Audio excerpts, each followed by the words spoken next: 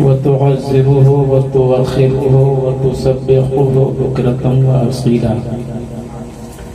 آمنت بالله صدق الله مولانا العظيم وصدق رسوله النبي الكريم ونحن على ذلك لمن الشاهدين والشاكرين والحمد لله رب العالمين.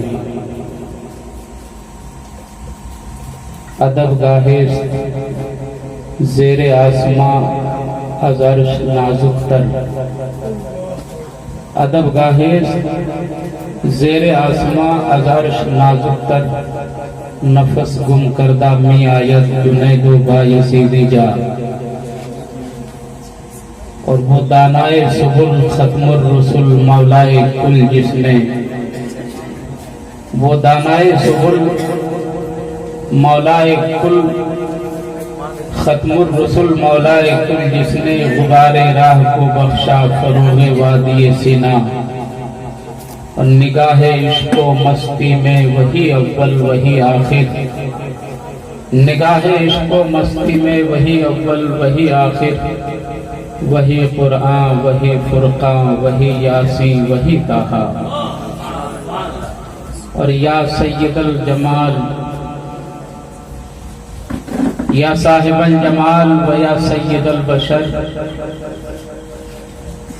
یا صاحب الجمال و یا سید البشر، من وجهک المنیر لقد نبر القمر، لا يمكن الثناء كما كان حقه، بعد از خدا بزرگ کوئی قصہ مختصر.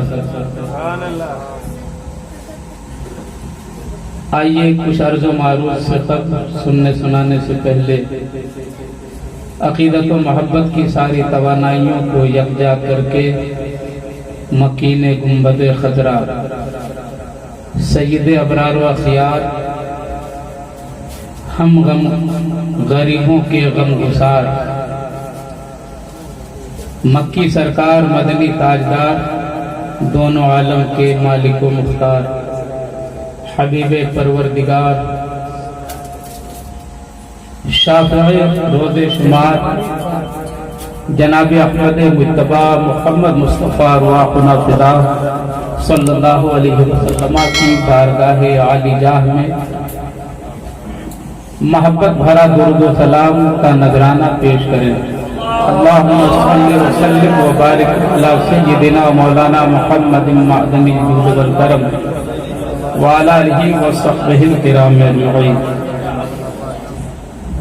بعد نماز عشاء سے لے کر رات کے اس حصے تک بڑی کامیابیوں کے ساتھ پیغام رسالت کانفرنس اپنی کامیابی کی منزلوں کی طرف رواں دواں ہے. مجھ سے پیشتر بڑی مترنم آوازوں میں دلکش آوازوں میں نعت رسول سماعت فرمائی آپ نے، اور کئی عمدہ خطابات اچھی تقریریں بھی آپ نے سماعت فرمائی. اگر دل جمعی کے ساتھ پوری توجہ کے ساتھ آپ نے سننے کا مظاہرہ کیا تو انشاءاللہ کچھ اچھی باتیں میں بھی پیش کرنے کی کوشش کروں گا. سمجھنے کی آپ بس کوشش کریں، سمجھانا میرا کام.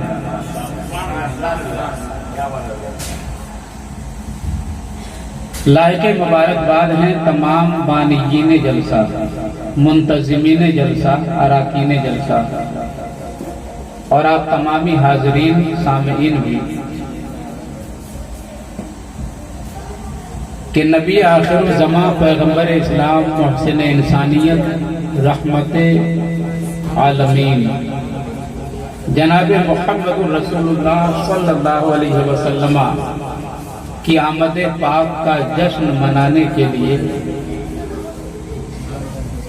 بصورت پیغام رسالت کانفرنس ایک عظیم الشان جلسے کا اہتمام کر کے وفادار رسول عاشقان نبی ہونے کا اظہار کر رہے ہیں. دعا ہے مولا تعالی آپ کے اس جذبہ عشق کو سلامت رکھے اور آنے والے دنوں میں مزید بڑھ چڑھ کر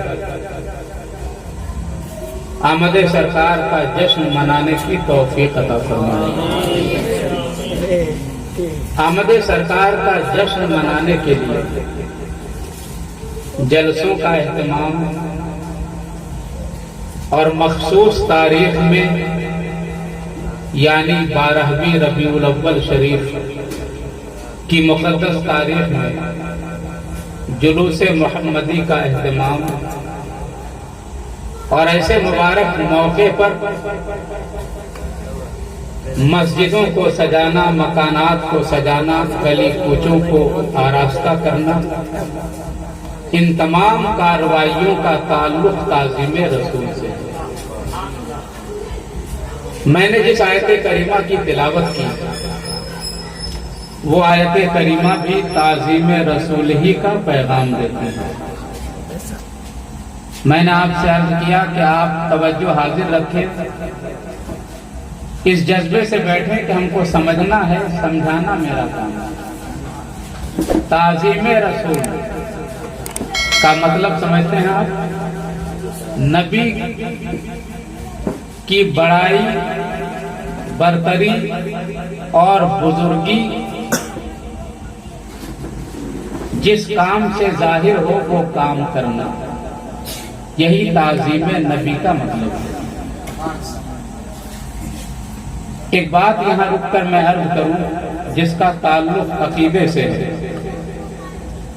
دو چیز ہے، ایک چیز عظمت نبی اور ایک چیز ہے تعظیم نبی۔ عظمت نبی کا مطلب ہوتا ہے نبی کا عظیم ہونا، بزرگ ہونا، بڑا ہونا، صاحب فضل و کمال ہونا، یعنی کمال اور فضیلت والا ہونا، بڑائی والا ہونا۔ عظمت نبی، نبی کی بزرگی اور برتری کا عقیدہ رکھنا ایک انسان کے مومن ہونے کے لیے ضروری ہے۔ اس مسئلے کا تعلق عقیدے سے۔ میں نے کیا کہا؟ ایک انسان کے مومن بننے کے لیے، صاحب ایمان ہونے کے لیے انسان ہونا الگ ہے اور صاحب ایمان ہونا الگ ہے۔ انسان غیر مومن بھی ہوتا ہے، غیر مومن، غیر مسلم بھی انسان ہے۔ وہ مومن کب ہوگا؟ ایمان والا کب ہوگا؟ صاحب ایمان وہ کب کہلائے گا؟ جب وہ ایمان کے لیے جتنی چیزیں ضروری ہیں ان میں سے ایک چیز یہ بھی ضروری ہے کہ نبی کی عظمت کا عقیدہ اپنے دل میں جمائے۔ نبی کے عظیم ہونے کا، بڑے ہونے کا، بزرگ ہونے کا، صاحب فضل و کمال ہونے کا عقیدہ اپنے دل میں جمائے۔ جب تک نبی کے عظیم اور بزرگ ہونے کا، صاحب فضل و کمال ہونے کا عقیدہ اپنے دل میں نہیں بٹھائے گا، وہ انسان تو ہو سکتا ہے، وہ صاحب ایمان نہیں ہو سکتا۔ اتنی بات سمجھ گیا؟ تو ایماندار ہونے کے لیے ضروری ہے کہ نبی کی عظمت کا عقیدہ دل میں رکھے۔ چلیے نبی کی عظمت کا عقیدہ اس کے دل میں بیٹھ گیا، صاحب ایمان ہو گیا۔ اب صاحب ایمان ہو جانے کے بعد ایماندار بنے رہنے کے لیے بھی ایک چیز ضروری ہے۔ ایمان کی دولت کو سنبھالے رکھنے کے لیے بھی ایک چیز ضروری ہے، اور وہ کیا چیز ضروری ہے؟ نبی کی تعظیم والا کام کرتے رہنا۔ ایسا کام کرتے رہنا جس سے نبی کی عظمت ظاہر ہو. جلوس محمدی کا اہتمام کرو، نبی کی عظمت کا اظہار ہو. جلسے عید میلاد سجاؤ، نبی کی عظمت کا اظہار ہوگا. گلی کوچوں کو آراستہ کرو، نبی کی عظمتوں کا اظہار ہوگا. مکانات و دکانات کو سجا لو، نبی کی عظمتوں کا اظہار ہوگا. جلوس محمدی سے لے کر جلسے عید میلاد اور ایسے پربہار موقع پر آمد سرکار کے جشن منانے کے تمام طریقے اختیار کرنا وہ طریقے ہیں جس سے عظمت نبی کا اظہار ہوتا ہے. اس لیے اگر یہ کام کرتے رہو گے تو اس سے یہ پتہ چلے گا کہ تم صاحب ایمان ہو اور تمہارے ایمان کی حفاظت ہوتی چلی جائے گی. تو ایک مومن کے مومن بنے رہنے کے لیے ضروری ہے کہ نبی کی تعظیم کا کام کرتا رہے.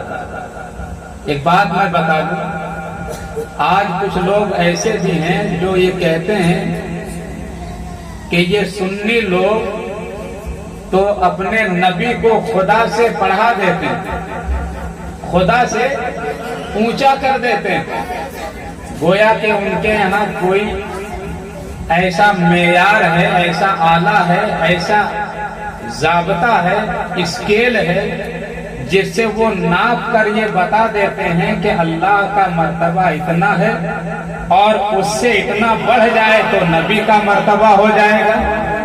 تو گویا کہ وہ اللہ کے مرتبے کی حد بندی کر دیتے ہیں. ہم سنیوں کا عقیدہ یہ ہے کہ اللہ کے نہ کی ذات کی حد بندی کی جا سکتی ہے، نہ اس کی صفات کی حد بندی کی جا سکتی ہے. ہمارا عقیدہ ہے لا یحد ولا یتصور، اللہ کی نہ ذات و صفات کی حد بندی ہو سکتی ہے اور نہ اس کے محبوب نبی کی صفات کی حد بندی ہو سکتی ہے.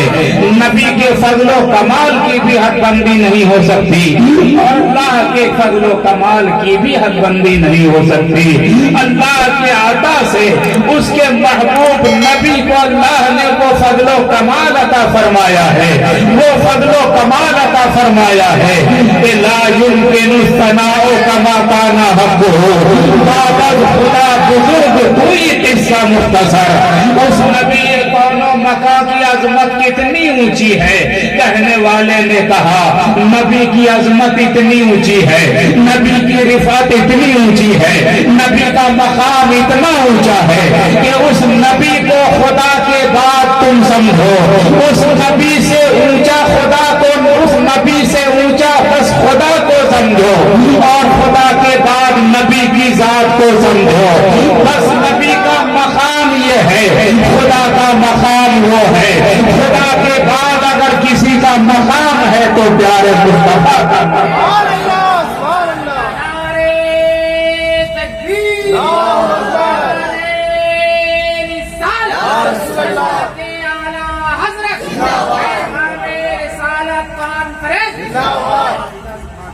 تو نبی کی تعظیم بڑی اہم چیز ہے اسلام میں. توجہ حاضر ہے. نبی کی تعظیم کا کام اتنا اہم ہے، نبی کی تعظیم کا کام جلسے عید میلاد منانا. نبی کی تعظیم کا کام دائیں بائیں نہ دیکھیے، میری طرف دیکھیے. نبی کی تعظیم کا کام جلوس محمدی کا اہتمام کرنا. نبی کی تعظیم کا کام گلی کوچوں کو آمد سرکار کی ولادت طیبہ کے موقع پر، آمد سرکار کے موقع پر گلی کوچوں کو سجا لینا، یہ نبی کی تعظیم کا کام ہے. اور نبی کی تعظیم کا کام اتنا اہم ہے، اتنا اہم ہے کہ قرآن پاک کی آیت کریمہ میں نبی کی تعظیم کا حکم اللہ نے نماز سے پہلے دیا ہے. نماز سے پہلے نبی کی تعظیم کا حکم دیا ہے. یہ حفاظ قرآن یہاں موجود ہے. قرآن پاک کی آیت کریمہ ہے اِنَّا أَرْسَلْنَاكَ شَاهِدًا وَمُبَشِّرًا وَنَذِيرًا. اے محبوب، ہم نے تمہیں گواہ بنا کر بھیجا، خوشخبری سنانے والا بنا کر بھیجا، ڈرانے والا بنا کر بھیجا. کیوں بھیجا؟ اللہ نے مقصد بیان فرمایا، لِتُعَزِّرُوهُ وَتُوَقِّرُوهُ، اس لیے اپنے محبوب نبی کو بھیجا تاکہ اے دنیا والوں تم میرے محبوب نبی کی تعظیم کرو، ان کا ادب کرو، احترام کرو۔ اور پھر اس کے بعد خدا نے فرمایا وَتُسَبِّحُوهُ بُكْرَةً وَأَصِيلًا، اس سے پہلے بھی ایک چیز کا ذکر ہے، لِتُؤْمِنُوا بِاللَّهِ وَرَسُولِهِ، اللہ نے اپنے محبوب نبی کو بھیجا لِتُؤْمِنُوا بِاللَّهِ وَرَسُولِهِ، تاکہ دنیا والے میرے محبوب نبی پر اور بھیجنے والے خدا پر ایمان لائیں۔ نبی کو اس لیے بھیجا گیا تاکہ دنیا والے خدا پر ایمان لائیں اور اس کے بھیجے ہوئے نبی پر ایمان لائیں۔ اور کیوں بھیجا گیا؟ دوسرا مقصد رب نے بیان فرمایا وَتُعَزِّرُوهُ وَتُوَقِّرُوهُ، اس لیے محبوب نبی کو دنیا میں بھیجا تاکہ دنیا والے اس نبی کا ادب، احترام اور تعظیم کریں۔ اور تیسرا مقصد رب نے بیان فرمایا وَتُسَبِّحُوهُ بُكْرَةً وَأَصِيلًا، اور اے دنیا والوں محبوب نبی کو اس لیے دنیا میں بھیجا تاکہ دنیا والے خدا کی عبادت کریں۔ ذہن حاضر کریں، نبی کو دنیا میں بھیجنے کا 3 مقصد بیان کیا گیا۔ 3 مقصد سو کر سنیں گے تو کچھ پلے نہیں پڑے گا، جب کر سنیے۔ مولانا ضمیر الدین صاحب نے ابھی کہا کہ میں درسگاہ کا مدرس ہوں، انشاءاللہ توجہ حاضر کریں گے تو بہت اچھی بات آپ کو معلوم ہوگا۔ آسان انداز میں بیان کر رہا ہوں، نبی کو دنیا میں بھیجنے کے 3 مقاصد، 3 مقصد اللہ نے بیان فرمایا۔ دنیا والے اللہ اور رسول پر ایمان لائیں، ایک مقصد۔ دوسرا مقصد دنیا والے نبی کا ادب، احترام، تعظیم کریں، دوسرا مقصد۔ تیسرا مقصد دنیا والے خدا کی عبادت کریں۔ ان حافظ قرآن سے، ان حفاظ قرآن سے آپ پوچھیں، آیت کریمہ میں جب مقصد بیان کیا گیا تو ان 3 مقاصد کی ترتیب یہ رکھی گئی کہ سب سے پہلے اللہ اور اس کے رسول پر ایمان لانے کے مقصد کو بیان کیا گیا، اور اس کے بعد اس نبی کی تعظیم اور ادب و احترام والے مقصد کو بیان کیا گیا، اور لاسٹ میں اور آخر میں اللہ کی عبادت کے مقصد کو بیان کیا گیا۔ یہاں آپ غور کریں، دوسرے نمبر پر نبی کی تعظیم کو بیان کیا گیا، اور آخر اور تیسرے نمبر پر اللہ کی عبادت کو بیان کیا گیا۔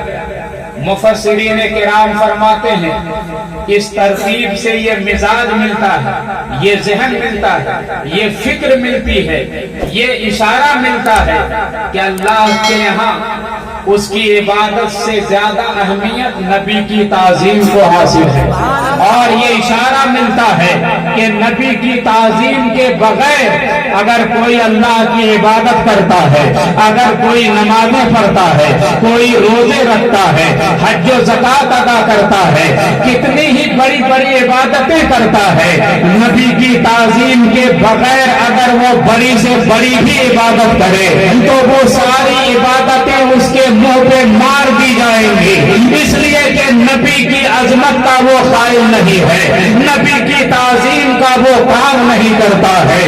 پتہ یہ چلا کہ اللہ کی عبادت سے بڑھ کر نبی کی تعظیم کا معاملہ ہے۔ نبی کی تعظیم کے ساتھ ساتھ اللہ کی عبادت کرو گے تو عبادت قبول کی جائے گی، اگر نبی کی تعظیم کے بغیر اللہ کی بڑی سے بڑی عبادت بجا لاؤ گے وہ ساری عبادتیں بیکار اور رائگاں کر دی جائیں گی۔ معلوم یہ ہوا کہ اللہ کے نبی کی تعظیم اللہ کی عبادت سے اونچا مقام رکھتی ہے، اللہ کی عبادت سے اولیت کا درجہ رکھتی ہے۔ اب آپ کو اگر اطمینان نہ ہوا تو آؤ روایتوں کی دنیا میں، آؤ حدیثوں کی دنیا میں، حدیث رسول کے حوالے سے میں آپ کو یہ سمجھانا چاہوں گا کہ اللہ کی عبادت سے بڑھ کر نبی کی تعظیم ہوا کرتی ہے۔